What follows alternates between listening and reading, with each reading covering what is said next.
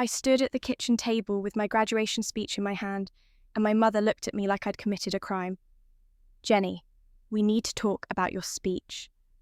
I'd spent 3 weeks writing it, every word chosen carefully, every pause measured. I'd practiced in front of the mirror until my reflection knew it by heart.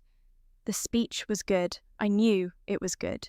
It captured everything about resilience, about finding your voice when the world tried to silence you, about becoming someone despite the obstacles. "What about it?" My father set down his coffee cup. The sound echoed in the silence that followed. "Your sister is also giving a speech at the ceremony as salutatorian." "I know, I'm valedictorian." My mother's fingers drummed against the countertop. "That's exactly the problem. Your speech is too ambitious, too personal. It draws too much attention." I felt something cold settle in my chest. It's supposed to draw attention. I'm the valedictorian. "Elena worked very hard to be salutatorian," my father said. His voice carried that familiar tone, the one that meant the decision was already made, and this conversation was just a formality. "Her speech is beautiful, hopeful, appropriate. And mine isn't." My mother reached across the table, her hand hovering over my papers, but not quite touching them. "Yours is intense. It makes people uncomfortable. It's about struggling and fighting and proving yourself. Elena's speech is about unity and gratitude. It's what people want to hear." "So, rewrite it," my father said. "Make it simpler, shorter. Let your sister have her moment without overshadowing her." The words hit me like a physical blow. Let her have her moment? This is my moment. I earned the highest GPA in our class. I earned the right to give this speech. "Your sisters," my mother said softly. "You should support each other. Eleanor has been so stressed about living up to you. This is important to her." "It's important to me too." "Then you'll understand why we're asking you to make this small sacrifice." My father stood, straightening his tie. "Rewrite the speech. Focus on the school's achievements as a whole. Be humble. Be gracious. Don't make it about you." He walked out. My mother followed. I stood there holding my speech, my words, my truth, my 3 weeks of careful work, and felt them dismissing it as if it were nothing. Eleanor appeared in the doorway. She didn't meet my eyes. "I didn't ask them to do that." "But you're not telling them to stop." She shifted her weight. "My speech is important to me, Jenny. I worked hard on it. I just don't want to be compared to you again. I never measure up." "So I have to shrink myself?" "I didn't say that." But she didn't deny it either. She left me standing there, alone with my forbidden words. I rewrote the speech that night, stripped away everything personal, removed every line that had power, made it generic and forgettable and safe. I turned my voice into Outshined, background noise so Elena could shine. The graduation ceremony arrived warm and bright. I stood at the podium and delivered my revised speech. The one my parents approved, the one that wouldn't outshine anyone. The audience applauded politely. No one's life was changed. No one remembered it 5 minutes later. Then Eleanor took the stage. Her speech was good, genuinely good. She talked about community and growth and the bonds we'd formed. The audience loved it. They gave her a standing ovation. My parents beamed. My father recorded every second. My mother cried proud tears. No one looked at me. At the reception afterward, relatives congratulated Eleanor. They told her how moving her speech was, how mature and wise she sounded. A few people nodded at me politely and said, "Nice job," before turning back to my sister. I stood by the punch bowl and felt myself disappearing. My boyfriend, Daniel, found me there. "Hey, you okay?" "I'm fine." "That wasn't the speech you showed me." I made some revisions. He studied my face. Your parents asked you to change it, didn't they? I didn't answer. He knew. He'd always known how things worked in my family. He'd watched me dim myself for years, told me it was temporary, that once we graduated and moved away together, things would be different. It doesn't matter, I said. It's over now. It matters to me. He took my hand. You deserved better than that. But he didn't fight for me. He didn't stand up to my parents. He just held my hand and let me believe that sympathy was the same as support. The weeks after graduation blurred together. College acceptance letters arrived. I'd gotten into several excellent schools, including one across the country that offered a full scholarship. It was everything I'd worked toward. That's too far, my mother said when I showed her the letter. There are good schools closer to home. This is the best program in the country for what I want to study. Elena's going to State University. We thought you could go together, room together, support each other. There it was again. Support each other, code for take care of your sister, make sure she's comfortable, put her needs first. I don't want to go to State. My father looked up from his newspaper. The scholarship is generous, but there are other expenses, living costs, travel. It's not practical. We'll help you with State, my mother added quickly. We've already set aside money for both of you, but if you go across the country, you'll be on your own financially. I felt the trap closing. They'd help Eleanor no matter where she went. But my help came with conditions. Stay close, stay small, stay in her shadow. Daniel told me to take the State acceptance. We can both go there, he said. Be together. Isn't that what matters? What about my scholarship, my program? There are other programs, other opportunities. He kissed my forehead. Sometimes you have to compromise for the people you love. I compromised. I accepted State, turned down the scholarship, watched my future narrow into something manageable and safe and convenient for everyone else. Eleanor was thrilled. We picked out dorm decorations together, made plans for our room. She talked excitedly about finally having a normal relationship with me, about not competing anymore. I smiled and agreed, and felt something inside me go quiet. College began. Eleanor struggled with the coursework. She'd always been good enough for high school, but university demanded more. She stayed up late studying, stressed and anxious. I helped her, edited her papers, explained concepts she didn't understand, sacrificed my own work to make sure she stayed afloat. I don't know what I'd do without you, she said one night, exhausted after I'd spent 3 hours helping her prepare for an exam. You're so smart. Everything comes so easily to you. It didn't come easily. I worked constantly. But I did it quietly, invisibly, so she wouldn't feel bad about herself. Daniel and I drifted. He joined a fraternity, made new friends, started spending less time with me and more time at parties I wasn't invited to. When I questioned it, he said I was being clingy. You're always busy helping Eleanor anyway, he said. I'm just giving you space. The space grew wider. I felt it, but couldn't name it. Couldn't admit that the person who'd promised to be my partner was slowly becoming a stranger. Second semester, Eleanor met someone. His name was Ryan. He was pre-med, confident, ambitious, everything she usually claimed to find intimidating. But he liked her, pursued her, made her feel special. She glowed, came home giggling about their dates, showed me his texts, asked my advice about what to wear, what to say, how to be the girl he'd want. I helped her. Of course I helped her. That's what I did.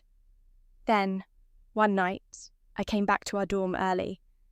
Eleanor wasn't there, but Daniel was, sitting on her bed, looking at his phone with an expression I couldn't read. What are you doing here? He startled. Oh, hey, I was looking for you. In Elena's room? I thought you might be here. Something felt wrong. The air was too still, his explanation too quick. Where's Elena? Library, I think. He stood. Want to grab dinner? I let it go. Pushed down the unease, told myself I was being paranoid, but the wrongness lingered. I started noticing small things. Daniel texting constantly. Eleanor's phone lighting up with messages she'd quickly hide. The two of them talking in lowered voices that stopped when I entered rooms. When I asked Daniel about it, he said I was imagining things. When I asked Elena, she said I was stressed and seeing patterns that weren't there. So I stopped asking, turned inward, tried to convince myself that my instincts were wrong. The truth revealed itself on an ordinary Tuesday. I forgot my biology textbook and went back to the dorm between classes. Opened the door to find Daniel and Eleanor on her bed, not studying, not talking, his hands in her hair, her lips on his neck. They broke apart. Eleanor's face went white. Daniel stood, straightening his shirt.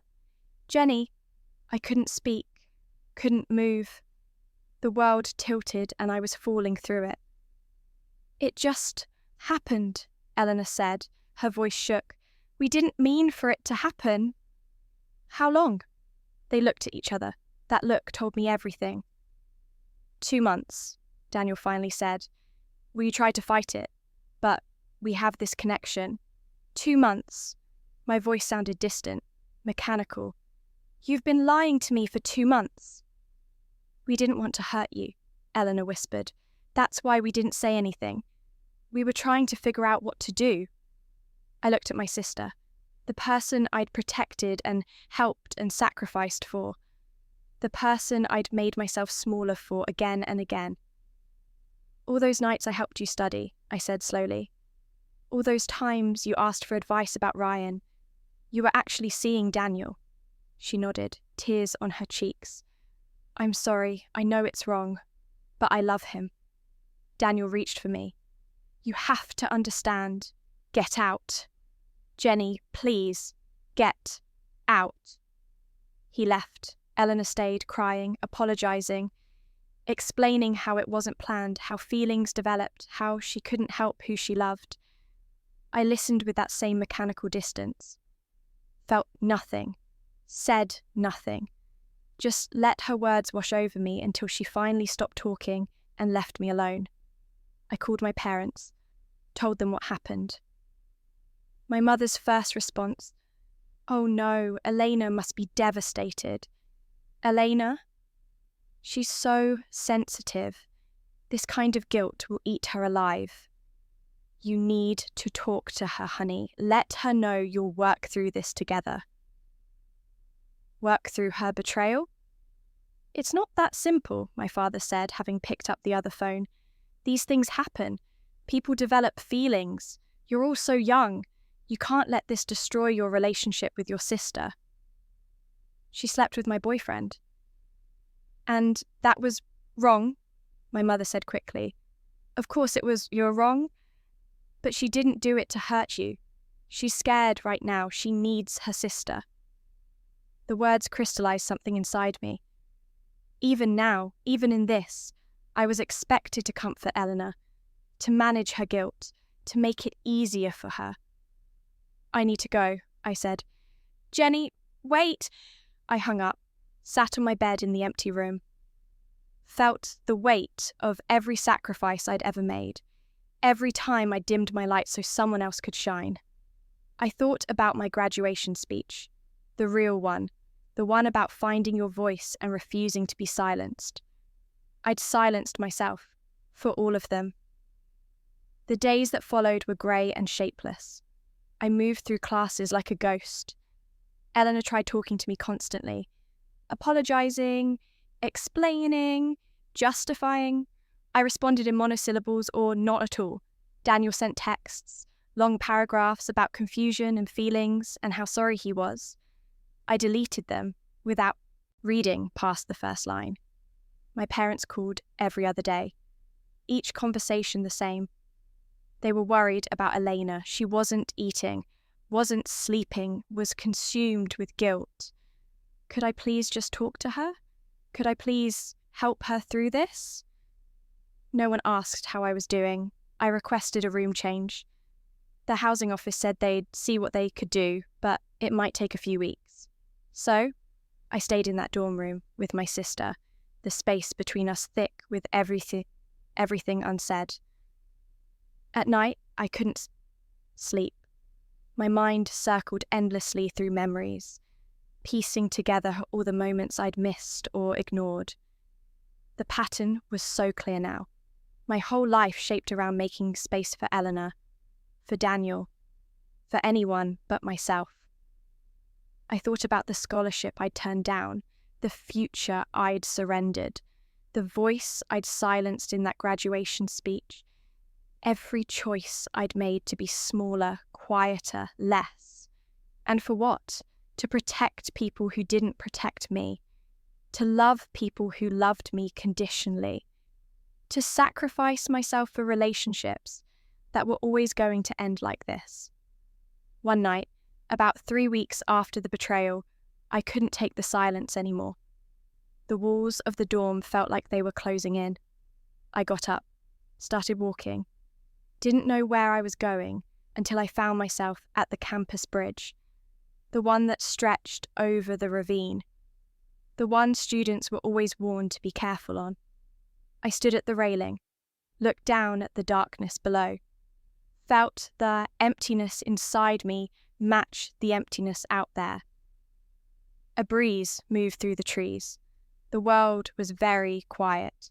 I thought, this is what it feels like to not matter, to give and give until there's nothing left, to love people who only love the version of you that serves them. I thought, I'm so tired. My hands rested on the cold metal. The night stretched around me, infinite and indifferent. I remembered my mother's voice on the phone. Elena needs her sister. My father's dismissal. These things happen. Eleanor's tears. I love him. No one had said, Jenny, what do you need? No one had asked, Jenny, how can we help you?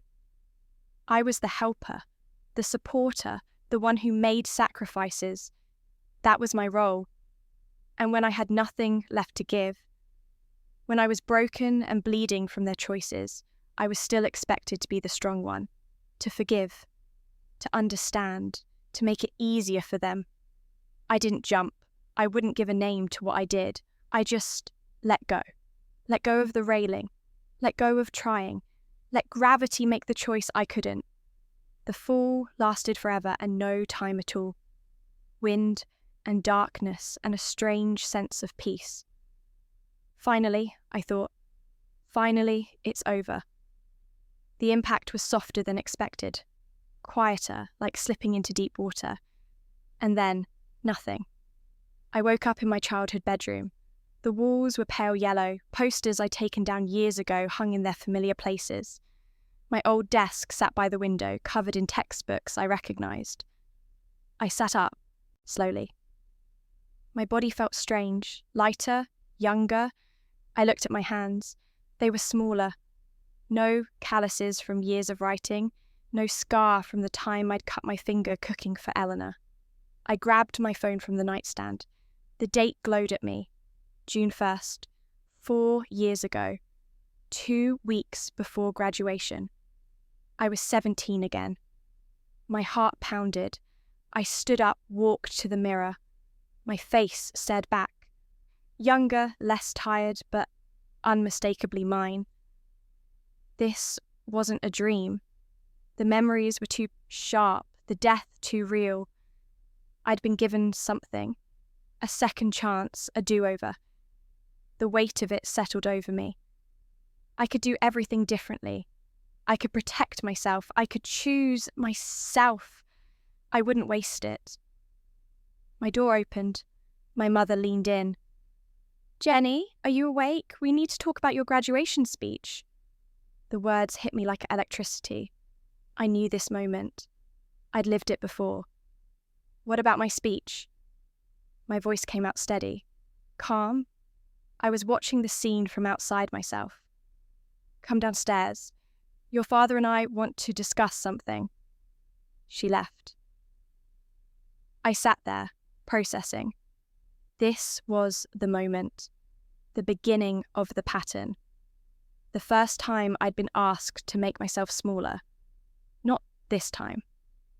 I went downstairs, sat at the kitchen table, watched my parents exchange glances. "Your speech is very good," my father began. Same words, same tone.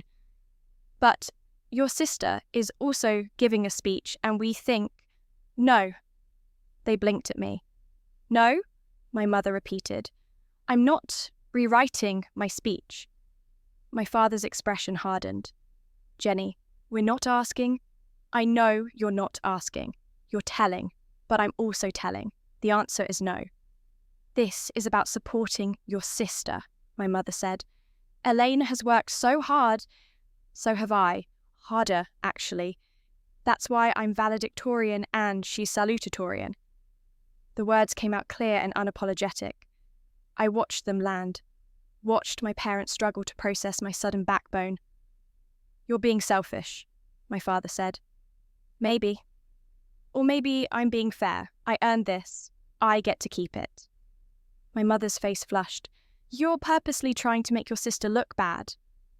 "No. I'm refusing to make myself look worse, so she looks better. There's a difference."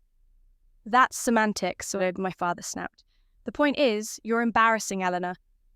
"Eleanor is embarrassing herself if she can't handle me succeeding. That's not my problem to fix." I stood up, walked back to my room, left them sitting there in shocked silence.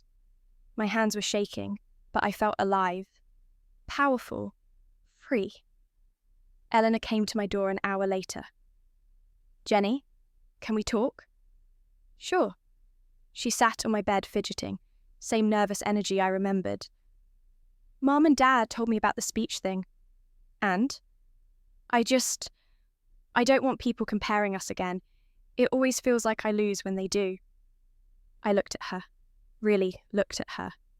My sister, the person I destroyed myself trying to protect. In my first life, I'd caved here, apologized, made myself smaller. "That's not my responsibility," I said gently. "I'm not dimming myself so you can feel brighter. That doesn't help either of us." "But you're so much better at everything. It's easy for you to say that."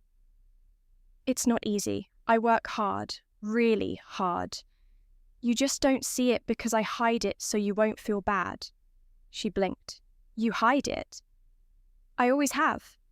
I downplay my achievements. I don't talk about my struggles. I make everything look effortless so you won't feel inferior. But that's not helping you. It's just teaching you that you can't compete." "I can't compete with you." "Maybe not in the same ways, but you have your own strengths, your own voice. You need to develop those instead of asking me to muffle mine." Her eyes filled with tears. "You've changed." "Maybe." I felt calm, certain. Or maybe I'm just finally done pretending. She left. I didn't chase her, didn't apologize, just returned to my speech and read it again. Every word still felt true, still felt like mine. The next 2 weeks were tense. My parents barely spoke to me. When they did, it was in clipped, disappointed tones. Eleanor avoided me, spending more time at friends' houses. I used the time to think, to plan, to remember everything from my first life and map out how to avoid those same traps. Daniel called one evening. "Hey, want to catch a movie this weekend?" "Actually, Daniel, I think we should talk." "Okay, what's up?" I thought about his betrayal, about finding him with Elena, about all the ways he'd slowly pulled away while making me feel like I was the problem. I don't think this is working. Us. Silence on the other end. Then, where is this coming from? Did I do something? "You didn't do anything. I just don't think we're right for each other." "Jenny, come on. We've been together for a year. You can't just—" "I can. And I am. I'm sorry if this hurts, but I need to be honest. This is about your parents, isn't it? About the speech thing, you're lashing out. I'm not lashing out. I'm making a choice. He tried to argue, to convince me I was confused or emotional or making a mistake. I listened patiently, then repeated myself. Eventually, he hung up angry. I felt lighter immediately. Graduation day arrived. I wore my gold valedictorian stole and felt no guilt about it. Walked to the podium with my original speech, my real words, and delivered them clearly. I talked about resilience, about finding your voice, about refusing to shrink yourself to fit other people's insecurities, about becoming who you are despite the obstacles, despite the people who ask you to be smaller. The audience was silent, listening, really listening. When I finished, the applause started slowly, then built. People stood. My classmates cheered. Teachers nodded. Even students I barely knew were wiping tears. I stepped down from the podium and felt taller than I'd ever felt before. Eleanor gave her speech next. It was good, the same speech I remembered, but it didn't have the same impact. Not because it was worse, but because mine had set a different tone, had claimed space instead of asking permission for it. She didn't get a standing ovation. The applause was warm but measured. At the reception, people surrounded me, asked for copies of my speech, told me it resonated, said I'd articulated something they'd felt but couldn't name. My parents stood with Eleanor, looking uncomfortable. My father avoided my eyes. My mother kept glancing over like she wanted to say something but couldn't find the words. I didn't go to them, didn't try to smooth things over. Just let the distance exist. Later that evening, my parents confronted me at home. We need to talk about your behaviour today. What behaviour? You embarrassed Eleanor, my mother said. Your speech made hers look small. That's not my fault. I gave the speech I wrote. I didn't sabotage her. You were supposed to revise it, my father said. We asked you specifically. You asked me to diminish myself. I declined. This attitude needs to stop. You're being cruel to your sister. I looked at them both, these people who'd raised me to serve, to sacrifice, to disappear. I'm not being cruel. I'm being fair. Elena has to learn to stand on her own, and you have to learn that asking me to fail so she can succeed isn't love. It's dysfunction. My mother's face crumpled. How can you say that? Because it's true, and I'm done pretending it isn't. They tried to argue, to guilt me, to explain all the ways I was being selfish and unreasonable and hurtful. I listened quietly, then went to my room and pulled out the acceptance letter from the cross-country university. In my first life, I turned it down. Chosen state, chosen proximity to Elena and Daniel, chosen everyone's comfort over my own dreams. Not this time. I called the admissions office the next morning, asked if my acceptance still stood. They said yes, enthusiastically. I accepted on the spot. When I told my parents, my mother actually gasped. That's across the country. I know. But Eleanor is going to state. You were going to room together. Eleanor can room with someone else. She'll be fine. We won't help you financially, my father said. His voice was hard, punishing. If you make this choice, you're on your own. I have a full scholarship. I'll manage. Jenny, please, my mother tried. Think about what you're doing. Think about your sister. I've thought about her my whole life. Now, I'm thinking about me. Eleanor cried when I told her. Real tears, genuine pain. You're leaving me, after everything. I'm not leaving you. I'm choosing myself. Same thing. Her voice was bitter. You're abandoning me? No, I'm living my life. You're welcome to live yours. She looked at me like I was a stranger. In a way, I was. The Jenny she knew, the one who always yielded, always sacrificed, had died on a bridge in another timeline. This, Jenny was different. This Jenny chose herself. Summer passed in preparation. I worked 2 jobs, saved money for expenses beyond the scholarship. My parents maintained their cold distance. Eleanor stopped trying to talk to me. I felt no guilt, just clarity. Moving day arrived. I packed my car with everything I owned.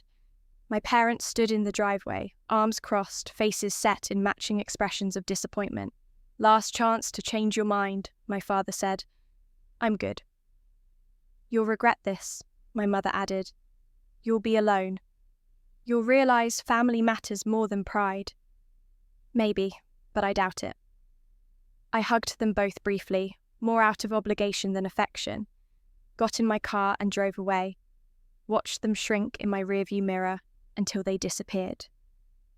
The drive took 2 days. Long stretches of highway, cheap motels, diner coffee. Each mile felt like freedom, like possibility. The university was everything I'd hoped. The campus sprawled green and beautiful. The program was rigorous and challenging. My classmates were brilliant and driven and saw me clearly.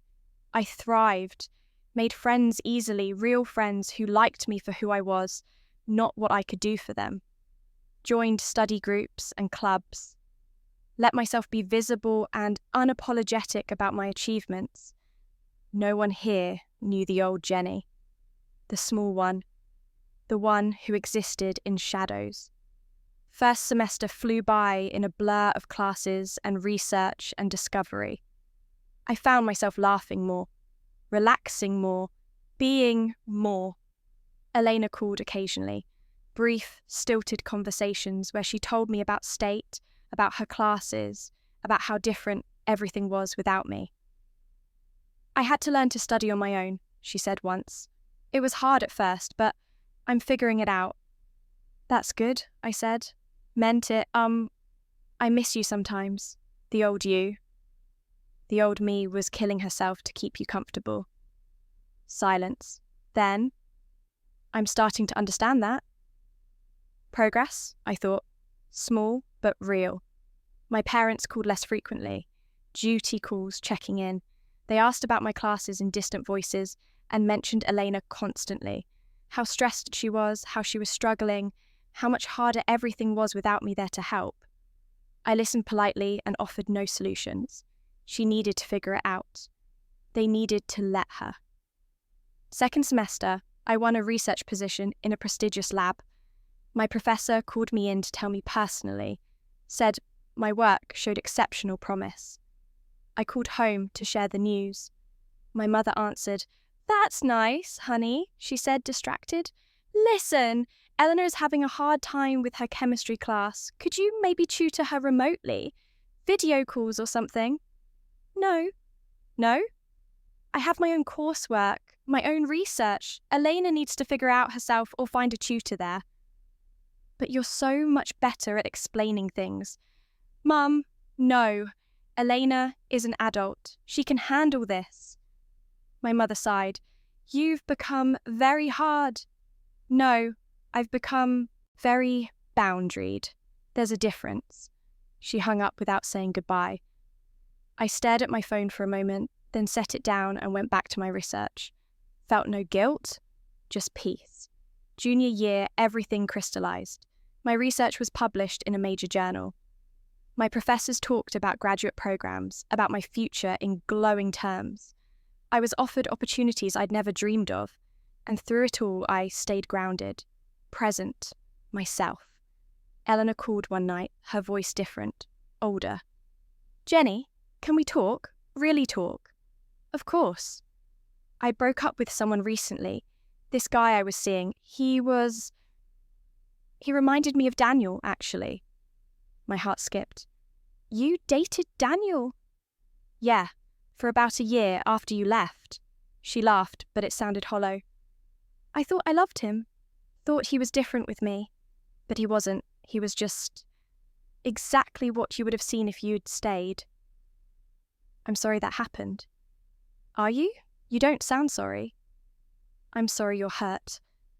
I'm not sorry you learnt something you needed to learn." She was quiet for a long moment.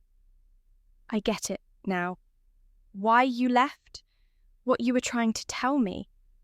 I was using you as a crutch, letting you carry me.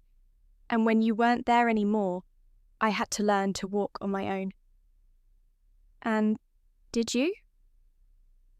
I'm learning. It's hard. I fall a lot, but I'm learning. Good. I miss you, she said. The real you. The one I'm finally getting to know. We talked for 2 hours. About her growth, about my life, about the space between us and how it had been necessary. It wasn't reconciliation exactly, but it was real, honest, a beginning. Senior year, my parents visited campus. They had asked to come, said they needed to see me. I agreed, curious about what had changed. We met at a coffee shop near campus. They looked older, greyer, worn in ways I didn't remember. We've been in therapy, my mother said after we'd ordered. Family therapy, Eleanor insisted. That's good. The therapist helped us see some things, my father said. His voice was careful. About patterns, about how we treated you, what we asked of you. My mother's hand shook as she lifted her cup. We didn't see it at the time, didn't understand that we were asking you to sacrifice yourself for Elena's comfort. We thought we were helping both of you. We were wrong, my father said simply. We're sorry, Jenny. Truly sorry. I absorbed the words. Let them settle. They didn't heal everything, couldn't heal everything, but they mattered. Thank you for saying that. We'd like to be in your life again, my mother said. If you'll let us, not the way things were, something new, something healthier. I don't know if I'm ready for that yet, I said honestly, but maybe we can start small, build slowly. That's more than we deserve, my father said. We talked for another hour about my research, about their therapy, about Elena's growth. The conversation was awkward but genuine. When they left, my mother hugged me, held on longer than usual. I'm so proud of you. I should have said it more. I'm so proud of who you've become. The words cracked something inside me. I let myself feel the complicated mix of grief and relief and tentative hope.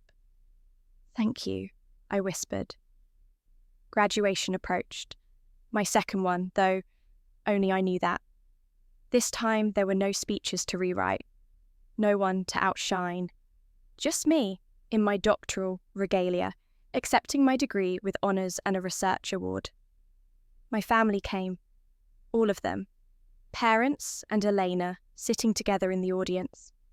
When my name was called, they stood and cheered. After the ceremony, Eleanor found me outside the hall.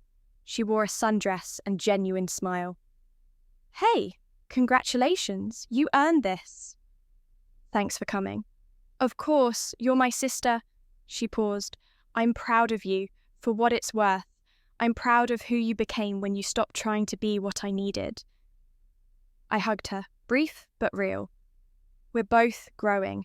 That's what matters. Yeah, we are. My parents took us to dinner. We laughed, told stories. The conversation flowed easier than it had in years. There were still gaps, places where old wounds hadn't fully healed, but there was also warmth, connection, hope. That evening, I walked through campus one last time, found myself at the garden bridge, the one that arched over the pond filled with water lilies. The sun was setting, painting everything gold. I thought about the other bridge, the other timeline. How close I'd come to believing that darkness was my only option. I thought about the second chance I'd been given, how I'd used it to reclaim myself, to rebuild from scratch, to refuse every pattern that tried to pull me back. I thought about both graduation speeches, the one I'd surrendered and the one I'd reclaimed, how the words themselves mattered less than the decision to speak them, to take up space, to refuse to diminish. A colleague joined me on the bridge. We'd become close over the years, someone who saw me clearly and appreciated what they saw. "Beautiful evening," they said. "Yes. You look peaceful." I am. And I was. Deeply, truly peaceful. We stood together in comfortable silence, watching the light fade over the water. The world felt balanced, open, full of possibility. I'd given everything once, sacrificed myself completely, died trying to be what everyone needed, but I'd come back, reborn not into a different life, but into my own life, finally mine to live. I hadn't sought revenge, hadn't tried to destroy anyone. I'd simply removed myself from patterns that were destroying me, and in doing so created space for all of us to grow. My parents were learning, Eleanor was learning, I was still learning, and that was enough. The water reflected the darkening sky, perfect and still. I felt whole, complete, free. This time, when I walked away from the bridge, I walked toward something, toward my future, toward myself, and I never looked back.